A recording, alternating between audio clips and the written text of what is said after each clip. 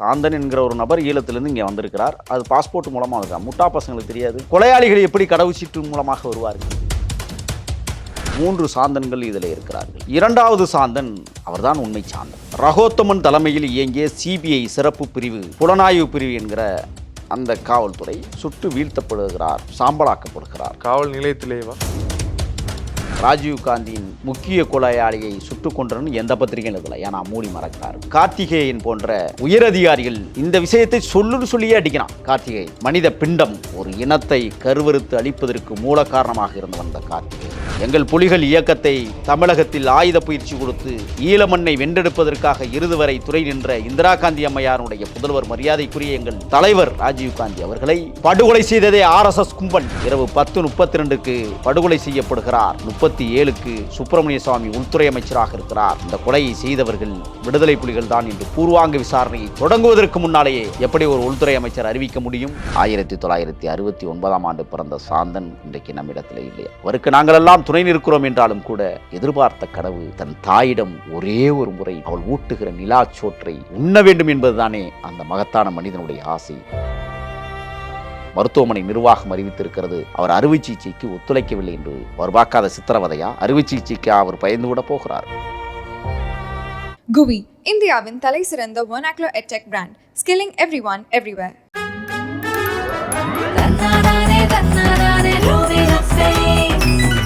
Red one நேயர்களுக்கு வணக்கம். நான் ஜெயர்ஜனோ. இன்று நம் நிகழ்ச்சியுடைய சிறப்பு விருந்தினர் திரு முகிலன் அவர்கள். வணக்கம். வணக்கம். தமிழ்நாடை பொறுத்த வரைக்கும் இப்போ ஒரு சம்பவம் இத்தனை ஆண்டுகள் தாண்டியும் ஒரு மிகப்பெரிய ஒரு தாக்கத்தை உண்டாக்கிட்டே இருக்கு. ராஜீவ்காந்தி அவர்களுடைய கொலை வழக்கு. அந்த வகையில் சாந்தன் அவர்களும் குற்றவாளி அப்படின்னு சுமத்தப்பட்டு சிறையிலே இருந்தார். கிட்டத்தட்ட 32 வருஷத்துக்கு அப்புறமா இப்போ அவருடைய மறைவு பல பேருக்கு அது ஒரு ஆறாத வழியை தான் கொடுத்துருக்கு தமிழர்களுக்கு. முதல்ல அவரை பற்றியான சில விஷயங்களை தெரிஞ்சுக்கணும்னு ஆசைப்படுறோம். யார் அவர்? காலமெல்லாம் புலிக்குகையில் நீ தங்கினாய், கண்மூடி இன்று நீ படமாய் தொங்கினாய், பூமாலை உன்படத்தில் போட்டார் பார்த்தோம், போட்டவரே நஞ்சு மாலை ஏற்றார் பார்த்தோம், நீ மடியவில்லையடா உன் கதை முடியவில்லையடா என்ற கவித்துவ வரிகள் எந்த ஈழ தேசத்திற்காக எழுதப்பட்டதோ அதை திருப்பி பார்க்கிற போதுதான் தெரிகிறது அது சாந்தனுக்கும் பொருந்தும் என்று. சிறுவயதிலேயே தந்தையை இழந்த சாந்தன் அவர்கள் வெளிநாடு சென்று குடும்பத்தை தூக்கி நிறுத்துவதற்காக புறப்பட்டு தமிழ்நாட்டில் இறங்கி பல்லாவரம் பகுதிகளில்தான் ஒரு சில நாட்கள் தங்க வேண்டிய சூழல் அவருக்கு இருந்தது. அதற்கு பிறகு ஒரு நாள் இருந்தால் அவர் கனடா போயிருப்பார். ஆனால் சாந்தன் அவர்கள் ராஜீவ்காந்தி கொலை வழக்கில் தேடப்படுகிற குற்றவாளி என்று 3 சாந்தன்கள் இதில் இருக்கிறார்கள். முதல் சாந்தன் அவர்கள் ராஜீவ்காந்தி மரணம், அதை பற்றி நான் விரிவாக பொழுது பேச இருக்கிறேன். இந்த நிகழ்வு நடைபெற்று கொண்டிருக்கிற சூழலிலேயே முதல் சாந்தன் ஈழத்திற்கு சென்று விடுகிறார். அவர் புலிகளோடு அல்லாமல் புலிகளிடமிருந்து பிரிந்த துரோகி கூட்டமான EPLRF குரூப்பிலே அவர் இணைந்தவர். புலிகளில் சேருவதற்கு பல முயற்சி எடுத்தார். அவர் மீது நிறைய குற்றச்சாட்டுகள் இருந்ததின் அடிப்படையில் சேர்க்கவில்லை. அது முதல் சாந்தன். அதற்கு பிறகு கருணாவிடம் போகிறார். கருணாவிடம் இருந்து பிரிந்து போன கருணாவிடம் விடுதலை புலிகளோடு மோதல் உருவாகிறது. அந்த மோதலில் பழிதீர்க்கப்பட்டவர் சாந்தன். அது முதல் சாந்தன். 2வது சாந்தன் திருச்சியிலே தங்கியிருந்தவர். அந்த சாந்தன் ரகோத்தமன் தலைமையில் இயங்கிய சிபிஐ சிறப்பு பிரிவு, புலனாய்வு பிரிவு என்கிற அந்த காவல்துறை சுட்டு வீழ்த்தப்படுகிறார், சாம்பலாக்கப்படுகிறார். அது 2வது சாந்தன். அதாவது காவல் நிலையத்திலேவா? காவல் நிலையத்துக்கு அவங்க கொண்டு போகல. சிறப்பு புலனாய்வு பிரிவு என்கிற சிபிஐ உண்மை சாந்தனை கைது செய்கிறது. எப்பொழுது கைது செய்கிறது என்றால், வெளிநாட்டிற்கு பிழைப்பிற்காக பல்லாவரம் பகுதியில் ஏற்கனவே தூரத்து உறவான ஈழத்திலிருந்து இங்கே பணி செய்து கொண்டிருக்கிற அகிலா என்பவருடைய குடும்பத்தோடு தொடர்பாகிறார். அவர்களுக்கு 2 பெண் குழந்தை. அந்த குழந்தைகள் பல்லாவரம் கட்டன்மென்ட் பள்ளிக்கூடத்திலே படிக்கிறது. இவ்வாறான சூழலில் யதார்த்தமான ஒரு சந்திப்பில் அகலாவை சந்தித்ததற்கு பிறகு சாந்தன் அவர்கள் நட்பு பாராட்டி அந்த வீட்டில் போகிறார், வருகிறார், தங்குகிறார். இப்படியான ஒரு சூழல் 2 நாட்களாக நடந்து கொண்டிருக்கிற சூழலில்தான் சிபிஐ சாந்தன் என்கிற ஒரு நபரை தேடிக்கொண்டிருக்கிறது. அப்பொழுது கைது செய்யப்பட்டவர் தான். அதாவது கடைக்கு போயிட்டு வர்றேன்னு சொல்லிட்டு பல்லாவரம் மெயின் பாதையில், அந்த பாதையில் வந்து கொண்டிருக்கிற போது தான் ரகோத்தமன் தலைமையிலான சிபிஐ படை அவரை சுற்றி வளைத்து கைது செய்கிறது. அவருக்கே தெரியல எதுக்காக நம்மளை தூக்கிட்டு போகிறாங்க, எதுக்காக கைது பண்ணாங்க அப்படின்னு. ஈழத்தமிழர் அப்படிங்கிற காரணத்தினாலே, ஒரே காரணத்திற்காக. அதாவது சாந்தன் என்கிற ஒரு நபர் ஈழத்திலிருந்து இங்கே வந்திருக்கிறார். அது பாஸ்போர்ட் மூலமாக வந்திருக்கார். முட்டா பசங்களுக்கு தெரியாது. கடவுச்சீட்டின் மூலமாக சென்னை விமான நிலையத்தில் வந்து இறங்கி ஒரு இடத்துல தங்குகிறார் என்றால் கொலையாளிகள் எப்படி கடவுச்சீட்டின் மூலமாக வருவார்கள்? உண்மையான பேரை பயன்படுத்த வேண்டிய அவசியமும் இல்லை. அப்போ இவர்கள் திட்டமிட்டு, நான் அதற்கு பின்னால் மறைந்திருக்கிற சக்திகள் சாதாரணமானவை அல்ல. மரியாதைக்குரிய எங்கள் மூத்தவர் சாந்தன் அவர்களை கைது செய்து தடா வழக்கிலே கைது செய்கிறார். ரகோத்தமன் தலைமையிலான அந்த சிபிஐ அதிகாரிகள், குறிப்பாக கார்த்திகேயன் போன்ற உயரதிகாரிகள் சொல்லனா துயரங்களை, கொடுமைகளை கொடுக்கிறார்கள் எங்கள் மூத்தவர் சாந்தனுக்கு. அத்தனை துன்பியல்களையும் தாங்கி கொண்டுதான், அவருக்கு எந்த உண்மையும் தெரியாது, இந்த விஷயத்தை சொல்லுன்னு சொல்லியே அடிக்கிறான் கார்த்திகேயன். மனித பிண்டம், அயோக்கியர்கள் அரக்கர்களுடைய படையின் முதல் தலைவன் கார்த்திகேயன் என்கிற பொறுக்கி. கடின வார்த்தையை நான் சொல்லுகிறேன் என்று யாரும் வருத்தப்பட்டு விடக்கூடாது. ஒரு இனத்தை கருவறுத்து அழிப்பதற்கு மூல காரணமாக இருந்தவன் இந்த கார்த்திகேயன். இதற்கு பின்புலத்தில் ஒரு பெரிய அஜெண்டா இருக்கிறது. ஆக 3வது சாந்தனை இவர்கள் கைது செய்தது, பத்திரிகைகளிலே அவருடைய புகைப்படங்களை அச்சடித்தது, பிரசுரித்தது, உண்மை குற்றவாளி என்று உலகத் தமிழர்களை நம்ப வைத்தது, இந்திய வல்லாதிக்க அரசை நம்ப வைத்தது, குறிப்பாக RSS கும்பலை நம்ப வைத்தது. இது போன்ற நடவடிக்கைகள் தான் சாந்தன் 31 ஆண்டு காலம் எந்த குற்றமும் செய்யாமல் சிறையிலே அடைக்கப்பட்டார். சரி, திருச்சி சாந்தனை ஏன் சுட்டுக் கொன்றார்கள்? அவர்தான் உண்மை சாந்தன். இந்த உண்மை சாந்தனை கைது செய்கிறார்கள். கைது செய்து விசாரணைக்கு கொண்டு வந்து மோகன்ராஜ் தலைமையிலான டீம், சிபிஐ டீம் அவரை சுட்டுக் கொள்ளுகிறது. தீவிரவாதிகள் பதுங்கியிருப்பதாக தகவல் கிடைத்ததை அறிந்த சிபிஐ அதிகாரிகள் திருச்சியில் சுற்றி வளைத்து சுட்டுக் கொல்லப்பட்டார். அன்றைய காலகட்டங்களில் ஏடுகளில் எழுதினார்கள், ராஜீவ்காந்தியின் முக்கிய கொலையாளியை சுட்டுக் கொன்றன்னு எந்த பத்திரிகையும் எழுதலை. ஏன்னா மூடி மறைத்தார்கள். தெரிந்து விடக்கூடாது. ஏன்னா சிபிஐனுடைய நாத்தம் தெரிஞ்சு போகும்ல, அட்டூழியம் தெரிஞ்சு போகும்ல, பொய்முகங்கள் தோலுரிக்கப்படும்ல.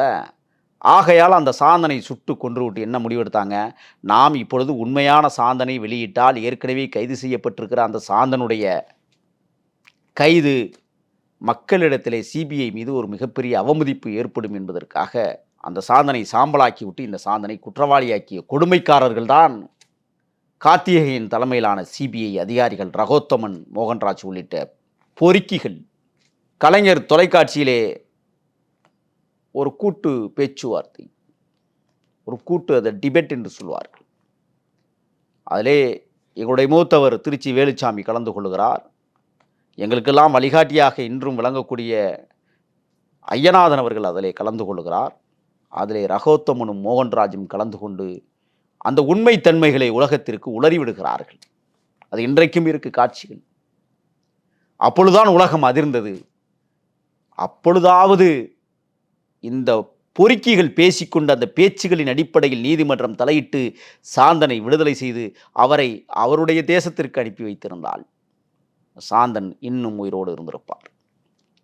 இது திட்டமிட்ட அரசியல் படுகொலை அல்ல, திட்டமிட்ட அரசு சட்டக்கொலை. குற்றம் சாட்டுகிறேன். தொடர்ந்து ஒரு மனிதனை 31 ஆண்டு காலம் சிறையில் அடைத்தது மட்டுமல்ல, அவரை உச்சநீதிமன்றம் வரை சென்று உள்ளே இருந்த தோழர்கள், பேரறிவாளன் நளினி உட்பட ராபர்ட் பயாசிலிருந்து ரவிச்சந்திரன் வரை உள்ளே அமர்ந்து கொண்டு சட்ட நுணுக்கங்களை பற்றி படித்து உச்சநீதிமன்றம் வரை இந்த வழக்குகளை கொண்டு போய் சேர்த்த பெருமை அவர்களையே சாரும். குற்றவாளிகள் என்று சொல்லக்கூடியவர்களே நீதிமன்றத்திற்கு போன கொடுமை உலக வரலாற்றில் எங்கும் நடந்திருக்காது. ஆனால் மறுமலர்ச்சி திராவிட முன்னேற்றக் கழகத்தினுடைய பொதுச் செயலாளர் மரியாதைக்குரிய அண்ணன் வைகோ அவர்கள் ராம் ஜெத்மலானியை அழைத்து கொண்டு வந்து இந்த வழக்கிலே வாதாட வைத்தார். உண்மை முகத்தை உலகத்திற்கு பறைசாற்றினார்.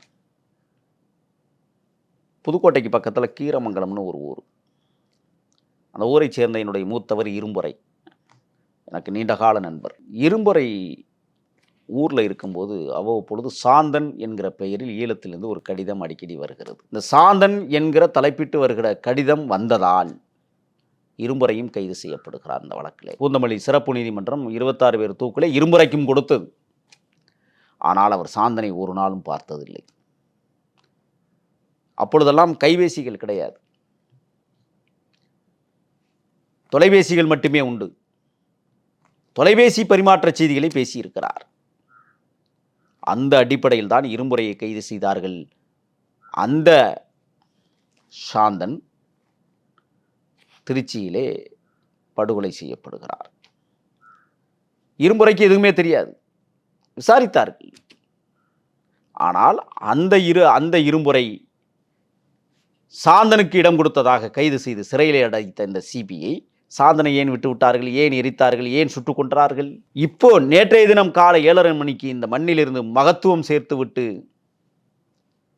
உறங்குவதற்காக தன் உடலை கிடத்தி போட்டிருக்கிற சாந்தன் ஒரு நாளும் இரும்புரையை அறியாதவர். இரும்புரைனா யாருன்னே தெரியாது. ஆனால் இரும்புரை சிறைக்கு சென்றதற்கு பிறகுதான் சாந்தன் என்கிற ஒரு நபரை சந்திக்கிறார். ஆனால் இந்த சாந்தன் இல்லை என்பதை அவர் உறுதிப்படுத்திக் கொள்கிறார். எவ்வளவு போலி முகங்கள் இதில் வேலை செய்திருக்கிறது. இப்பொழுது நான் குற்றச்சாட்டு வைக்கிறேன். இந்திய பாரத பிரதமர் இந்தியாவை நடத்தக்கூடிய அளவிற்கு ஒரு வல்லமை மிகுந்த பெருந்தலைவர். எங்கள் புலிகள் இயக்கத்தை தமிழகத்தில் ஆயுத பயிற்சி கொடுத்து ஈழ மண்ணை வென்றெடுப்பதற்காக இறுதி வரை துறை நின்ற இந்திரா காந்தி அம்மையாருடைய புதல்வர், மரியாதைக்குரிய எங்கள் தலைவர் ராஜீவ்காந்தி அவர்களை படுகொலை செய்ததே RSS கும்பல். இரவு 10:32க்கு படுகொலை செய்யப்படுகிறார். 37க்கு சுப்பிரமணிய சுவாமி உள்துறை அமைச்சராக இருக்கிறார்.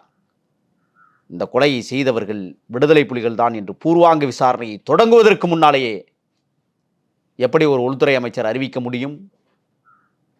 சுப்பிரமணிய சுவாமி RSS கும்பலிடம் பயிற்சி பெற்ற காரணத்தால், சந்திராசாமி RSS கும்பலை சார்ந்தவர், ஏன் இவர்களை விசாரிக்கவில்லை? இப்போ நீங்க சொல்றபடி பார்த்தா இப்போ ராஜீவ்காந்தி அவர்கள் பல பேர் அவங்க வந்து குற்றம் சாட்டிக்கிட்டே இருந்தாங்க, ஈழத்தமிழர்களுக்கு அவர் தான் துரோகம் செஞ்சார் அப்படின்னு. ஆனா அவரை தாண்டி இப்போ அவரை வந்து இன்ஃப்ளூயன்ஸ் பண்ணிட்டாருன்னு சொல்ல வர்றீங்களா சில பேர்? இல்லை, பொதுவாகவே ராஜீவ்காந்தி நான் தொடர்ந்து பேசி வருகிறேன்.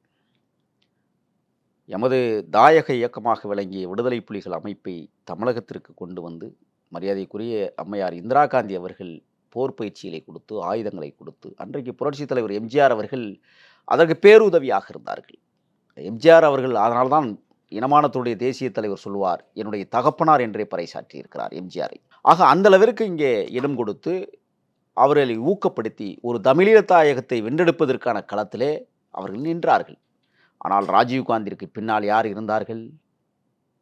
எப்படி ராஜீவ் படுகொலை விசாரிப்பதற்கு சாந்தனை, ஒரு பொய்யான ஒரு மனிதரை இந்த வழக்கில் கொண்டு வந்து சேர்த்து இவர்தான் உண்மை என்று ரகோத்தமன் போன்ற அதிகாரிகள், குறிப்பாக கார்த்திகேயன் போன்ற அதிகாரிகள் எல்லாம் எப்படி குற்றச்சாட்டை சுமத்தினார்களோ, அதை போல ராஜீவ்காந்தி தான் குற்றவாளி என்று சொல்லுவதற்கு பின்னால் இருந்தவர்கள் RSSலே பயிற்சி பெற்றவர்கள், RSSனுடைய சித்தாந்தங்களை உள்வாங்கிக் கொண்டவர்கள், RSSனுடைய கோட்பாடுகளை ஏற்றுக்கொண்டவர்கள். அவர்கள்தான் MK நாராயணன், சிவசங்கர மேனன் போன்ற இந்த ஆளுமைகள் தான். ஆளுமை என்று சொல்வதை நான் கேவலமாக பார்க்கிறேன். இவர்கள்தான் ராஜீவ்காந்திற்கு தவறான தகவல்களை கொடுத்து இங்கிருந்து IPKF என்கிற ஒரு இந்திய அமைதிப்படையை ஈழத்திற்கு அனுப்பி அமைதியை நிலைநாட்ட சென்ற படை அங்கே அலங்கோலப்படையாக மாறியது. அங்கே என்ன நடந்தது? அமைதியை நிலைநாட்ட சென்ற இந்திய அமைதிப்படை சொல்ல முடியாத துயரங்களை தமிழீழப் பகுதிகளில் தாயக விடுதலைக்காக போராடிய அந்த மக்கள் மீது வன்முறை வெறியாட்டத்தை நடத்தியது. கருவில் வளர்ந்திருக்கிற சிசுவை கூட உயிர்நிலைக்குள் கையை விட்டு சிசுவை எடுத்து சுவற்றில் அடித்து கொன்ற கொடூர காட்சிகள் இந்திய அமைதிப்படை செய்தது. ஆனால் இந்திய அமைதிப்படை ஈழ மண்ணிலே மிகப்பெரிய தோல்வியை சந்தித்தது புலிகளிடத்திலே. இதற்கு பின்னால் இருந்து இயக்கியது யார்? RSS கும்பல். மகத்தான மாபெரும் தலைவராக இருந்த ராஜீவ்காந்தியை தவறான பாதைக்கு இட்டுச் சென்றார்கள். அந்த இட்டுச் சென்றதனுடைய விளைவுதான் ஒரு செய்தி இங்கே நான் குறிப்பிட விரும்புகிறேன். 1989 ராஜீவ்காந்தி இலங்கை பயணம் செல்லுகிற போது இலங்கையில் இருந்த சிங்கள இராணுவ காடையன் ஒருவன் துப்பாக்கியால் திருப்பி அடிப்பான். இந்த படங்கள் உலகம் முழுவதும் பரபரப்பாக பேசப்பட்டது. சிங்கள ஒருவன் ஏன் துப்பாக்கியால் திருப்பி அடித்தான்? இதுவரை எவனாவது கேள்வி கேட்டிருக்கானா? சிங்களவர்களுக்கு நேர் எதிராக செயல்பட்ட ராஜீவ்காந்தி எப்படி தமிழர் பக்கம் எதிராக திருப்பப்பட்டது. அதுதான் பார்ப்பன சூழ்ச்சி.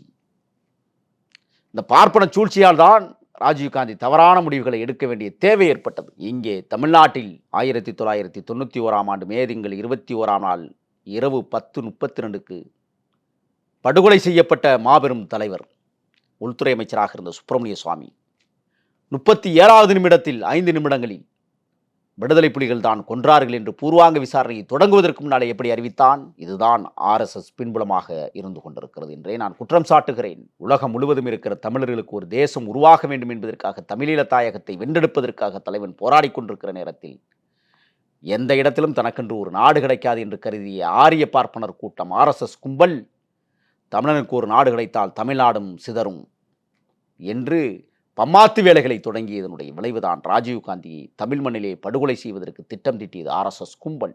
படுகொலை செய்தார்கள். நாங்கள்லாம் நினைச்சோம், எங்கள் கவிஞர், எங்களெல்லாம் வழிநடத்திய பெருமகனார் பெருஞ்சித்திரனார் அவர்கள் ராஜீவ்காந்தியை பற்றி கவிதையை தெளிவாக வரையறுத்து சொன்னது கூட நான் இப்பொழுது யோசிக்கிறேன். அவர் சொன்னார், முண்டை மகனே முண்டை மகனே கொண்டையில்லா முண்டை மகனே அண்டை நாட்டு ஆசை இங்கே அடிபணிய வைத்ததோ என்று ராஜீவ்காந்தியை வசைமொழி பாடுகிறார். ஆனால் அவரோட மறைவிற்கு பிறகு சொன்னார், இட்ட சாபம் முட்டியதடா இடுகாடு பக்கம் எட்டியதடா என்று என் இனமானத்துடைய கவிஞன் எழுதினான். நாங்கள் ஏற்றுக்கொண்டோம். ஆனால் இப்பொழுதுதான் அதை உணர்கிறோம். எங்கள் இனமானத்துடைய கவிஞருக்கு சொல்லிக் கொடுக்காமல் போனார்களே. ஆரிய பார்ப்பன சித்தாந்த கும்பல் தான் இந்த படுகொலையை செய்திருக்கிறது. ஆனால் ராஜீவ்காந்தி மரணத்தில் பெருஞ்சித்திரனார் மகிழ்ச்சி அடைந்தார். காரணம், ஈழ மண்ணில் படுகொலை நடந்த சம்பவங்கள் அவர் மனதை புண்ணாக்கியது. சாந்தன் அவர்கள் இப்போ மருத்துவமனையில் அனுமதிக்கப்பட்டார். இப்போ அந்த பிரேதத்தை அவங்க அம்மாட்ட கூட அவர் இறந்துட்டான்னு சொல்லலாங்கன்னு சொல்கிறாங்க. அது உண்மையா? அவருடைய நீண்ட கால கனவு, எந்த குற்றமும் செய்யாமல் 31 ஆண்டு காலம் சிறைக்குள் இருந்துவிட்டு மீண்டும் விடுதலை ஆவதற்கு மிகப்பெரிய சட்ட போராட்டத்தை சிறைக்குள்ளேயே இருந்து செய்த பேரறிவாளன் சாந்தன், முருகன், ராபர்ட் பயாஸ் போன்ற என்னுடைய மூத்தவர்கள் இந்த விடுதலையை உச்சநீதிமன்றம் வரை கொண்டு போய் சாதித்து காட்டினார்கள். வெளியிலே வந்தார்கள். சாந்தன் சொன்னார், என் தாயை பார்ப்பதற்காக நான் ஆசைப்படுகிறேன் என்று சொன்னார்.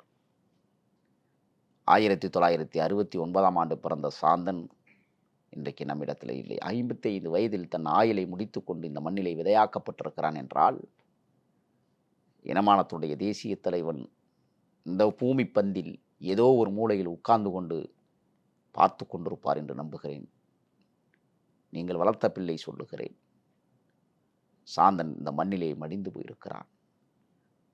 ஆண்டாண்டு காலமாக நீங்கள் நவம்பர் 27 மாவீரர் நாள் உரையாற்றுகிற போது உன்னதமான செய்திகளை உலகத்திற்கு பறைசாற்றி விட்டு சொல்லுவீர்களே, அண்ணா தமிழீழ தாயகம் எங்களுடைய தாயகம் என்று பறைசாற்றி பேசுகிற போது அந்த நினைவேந்தல் நிகழ்ச்சிகளில் மாவீரர்களை பற்றி பேசி ஊக்கப்படுத்துவீர்களே அண்ணா. சாந்தனை அந்த பட்டியலில் இணைத்துக் கொள்ளுங்கள். எந்த தவறும் செய்யாத எங்கள் சாந்தன் இன்றைக்கு ஒரு அனாதரவாய் இந்த மண்ணிலே வீழ்த்தப்பட்டிருக்கிறார். அவருக்கு நாங்களெல்லாம் துணை நிற்கிறோம் என்றாலும் கூட அவன் எதிர்பார்த்த கனவு தன் தாயிடம் ஒரே ஒரு முறை போய் அந்த முகத்தை பார்த்துவிட்டு அவள் ஊட்டுகிற நிலாச்சோற்றை உண்ண வேண்டும் என்பதுதானே அந்த மகத்தான மனிதனுடைய ஆசை. நேற்றைய தினம் 10:50க்கு விடுதலை, 10:50க்கு அவர் வானூர்தி மூலமாக இலங்கை சென்று தாயை பார்ப்பதற்கு காத்து கொண்டிருந்த நேரத்தில் 7:50க்கு எப்படி இறந்து போகிறார்? மருத்துவமனை நிர்வாகம் அறிவித்திருக்கிறது, கல்லீரல் சரி செய்யப்பட முடியவில்லை, அவர் அறுவை சிகிச்சைக்கு ஒத்துழைக்கவில்லை என்று அவர் மீதே குற்றம் சாட்டுகிற கொடுங்கோளர்கள். அவர் பார்க்காத சித்திரவதையா? அறுவை சிகிச்சைக்கு அவர் பயந்து விட போகிறார். சொல்லனா துயரங்களை கொடுத்து கொடுமைப்படுத்திய இந்த சிபிஐ அதிகாரி ரகோத்தமன், கார்த்தியன் போன்ற அயோக்கியர்கள் செய்யாத கொடுமைகளா? ஒரு அறுவை சிகிச்சைக்கு பயந்து கொள்ளுகிறார். திட்டமிட்டு கொலை செய்திருக்கிறது சட்டம். திட்டமிட்டு கொலை செய்திருக்கிறார்கள் சட்டத்தை ஏற்றுக்கொண்டு ஆட்சி நடத்தக்கூடிய அற்பர்கள். நேற்றைய தினம் காலையில் இறந்து போன அந்த பூத உடல் இன்று வரை பாதுகாப்பாக மருத்துவமனையிலே கிடக்கிறது. அவருடைய சொந்த மண்ணிற்கு அனுப்பி வைப்பதற்கு ஏகப்பட்ட சதிவேலைகளை செய்து கொண்டிருக்கிறது RSS கும்பல், மத்தியிலே ஆளுகிற கும்பல். தாய்க்கு இன்னும் தகவல் தெரிவிக்காமல் வைத்திருக்கிறார்கள். சொன்னால் பதறிப்போய் விடுவார் என்பதற்காக. அவருடைய உற்றார் உறவினர்கள் ஈழ மண்ணிலிருந்து ஏதிலிகளாய் வந்தவர்கள் இங்கே இருக்கிறார்கள். அவர்கள்தான் இன்றைக்கு மருத்துவமனை வளாகத்தில் குவிந்திருக்கிறார்கள். நேற்றைய தினம் அந்த உடலை, அந்த முகத்தை, அந்த அற்புத முகத்தை, ஒரு அழகான முகத்தை நான் பார்க்கிற தருணம் கண்ணீர் விட்டு அழுதுவிடக்கூடாது என்பதற்காகவே அடக்கிக் கொண்டேன். தலைவன் சொல்லுகிறான், நீ கண்ணீர் சிந்திவிட்டால் உன் அடுத்த தலைமுறையும் கண்ணீர் சிந்துவதற்கு நீ வழிவகுக்கிறாய் என்று சொல்லுவான். ஆகையால் அப்படியே பொறுத்து கொண்டு அந்த முகத்தை போதி மரத்தின் நிழலில் உட்கார்ந்து தியானம் செய்த புத்தரை போல மதியாக அந்த முகத்திற்கு அருகாமையில் வந்து நின்று கொண்டு அழகை ரசித்தேன். அயர்ந்து உறங்குகிற ஒரு காட்சி போல என் கண்களுக்கு விரிந்தது. கைகள் கட்டப்பட்டு கால்கள் கட்டப்பட்டு வெள்ளை துணியால் போர்த்தப்பட்டிருக்கிறது உடம்பு. ஸ்ட்ரெச்சர் என்று சொல்லக்கூடிய அந்த படுக்கைகளை வைத்து முக்கிய நபர்கள் வருகிற போது எத்தி வந்து கொடுத்து முகத்தை காட்டிவிட்டு மீண்டும் எடுத்துச் செல்கிறார். எந்த மண்ணிற்காக போராடி ஒரு 31 ஆண்டு காலம் சிறையிலே இருந்து சட்ட போராட்டத்தை நடத்தி நான் குற்றமற்றவன் என்று நிரூபிப்பதற்காக இவ்வளவு தூரம் பயணப்பட்டு தன் தாயை சந்திப்பதற்கான இறுதி நாளில் தன் இன்னுயிரை அவர் மண்ணிலே மாய்த்திருக்கிறார் என்றால் படுவாதக கொலையாளிகள், இந்த ஆளும் அதிகார வர்க்கம் அவரை திட்டமிட்டு கொலை செய்திருக்கிறது என்கிற குற்றச்சாட்டை நான் பதிவு செய்கிறேன். இது திட்டமிட்ட சட்டப்படுகொலை. மாடிய பயிரை கண்டபோதெல்லாம் மனமாடியது என்று சொன்ன வள்ளலார் பெருந்தகை பிறந்த புண்ணிய தேசத்தில் மனித உயிர்களுக்கு மாண்பில்லாத தேசமாக மாறிப்போயிருக்கிறது. ஆளும் அதிகார வர்க்கமும் ஆளுகிற கூட்டமும் ஆணவ போக்கில் ஆடிக்கொண்டிருக்கிறது. எங்கள் மூத்தவர்கள் அண்ணன் முருகனையும் ராபர்ட் பயாசையும் விடுதலை செய்யுங்கள். அவர்கள் விரும்புகிற தேசத்தில் வாழ விடுங்கள். அவர்கள் விரும்புகிற இடத்தில் வாழ விடுங்கள். அவர்கள் விரும்புகிறவர்களோடு வாழ விடுங்கள். ஏன் சட்டத்தை கையில் வைத்துக் கொண்டு கொடுமைப்படுத்துகிறீர்கள்? இன்றைக்கு உயர்நீதிமன்றம் கேள்வி எழுப்பியிருக்கிறது. ஏன் சாந்தனை விடுதலை செய்யவில்லை என்று கேள்வி எழுப்பியிருக்கிறது. நீதிமன்றத்தை தலைவணங்குகிறேன். ஆனால் இதே நீதிமன்றம் அவருடைய உயிர் இருக்கிற போது ஏன் கேட்கவில்லை என்கிற குற்றச்சாட்டை நான் கேட்க விளைகிறேன். ஒருவரை இறந்ததற்கு பிறகுதான் நீதி கேட்பீர்களா? நடுக்கடலுக்குள் எங்கள் மாமா கிட்டு ஆயுதங்களோடு பயணித்துக் கொண்டிருக்கிற போது காட்டி கொடுத்த இந்திய வல்லாதிக்க அரசு 11 மாலுமிகளோடு சயனடு தின்னு நடுக்கடலில் மாண்டு போனானே எங்கள் மாமா கிட்டு. நாகப்பட்டினம் நீதிமன்றத்திற்கு வழக்கு வருகிறது, தீர்ப்பு சொல்லப்படுகிறது. மாமா கிட்டுவை கொலை செய்தவர்கள் குற்றவாளிகள் என்று தீர்ப்பளித்தது. நீதிமன்றத்தை பார்த்து நான் கேட்டேன், இறந்த பிறகு எங்கள் மாமா குற்றவாளி அல்ல என்று சொல்லுகிறீர்களே, நீதி அரசர்களே, எங்கள் மாமாவினுடைய உயிரை தர நீங்கள் தயாரா என்று கேட்டேன். அதைத்தான் இப்பொழுது சாந்தனுடைய மரணத்திலும் கேட்கிறேன். எங்கள் மூத்தவர், எங்களுடைய பெரியவர் சாந்தனுடைய உயிரை நீதிமன்றம் எப்பொழுது எங்களுக்கு திருப்பி தரும்? அந்த தாயினுடைய முகத்தை பார்த்துவிட்டு ஒரு முறை நிலாச்சோரை ஊட்டுவதற்காக தாய் காத்து கொண்டிருக்கிறாளே, தாலாட்டு பாடி அந்த தாய், சீராட்டி வளர்த்த அந்த தாய் சிறையிலே அடைத்த கொடுமை கயவர்களால் இறுதி காலங்களிலாவது அந்த தாயினுடைய கரங்களில் ஒட்டிக்கொள்ளுகிற அந்த உணவை எடுத்து தன் உதட்டில் வைக்க மாட்டாளா என்று கனவு கண்ட எங்கள் சாந்தன் உயிரை துறக்கிற அளவிற்கு இந்த சட்ட போராட்டம், சட்டங்கள் இருக்கிறதென்றால் இந்த சட்டத்தை நாங்கள் மதித்தால் என்ன, மிதித்தால் என்ன? எல்லாவற்றிற்கும் சட்டங்கள் வளைந்து கொடுக்கிறது. ஏன் தமிழர்களுக்கு மட்டும் சட்டங்கள் வளைந்து கொடுக்க மறுக்கிறது? அப்பாவிகளுக்கு ஏன் இந்த சட்டங்கள் வளைந்து கொடுக்க மறுக்கிறது? அண்டாடங்காட்சிகளுக்கு ஏன் இந்த சட்டங்கள் வளைந்து கொடுக்க மறுக்கிறது? அதிகார மையத்தில் இருப்பவர்களுக்கும் அதிகாரப்பீடத்தில் இருப்பவர்களுக்கும் ஆணவ போக்காளர்களுக்கு மட்டுமே இந்த சட்டம் வளைந்து கொடுக்கும் என்றால் இந்த சட்டத்தோடு நாங்கள் பயணிப்பது கேவலம் என்றே நான் கருதுகிறேன். நன்றி. GUI, இந்தியாவின் தலை சிறந்த vernacular edtech brand, skilling everyone everywhere.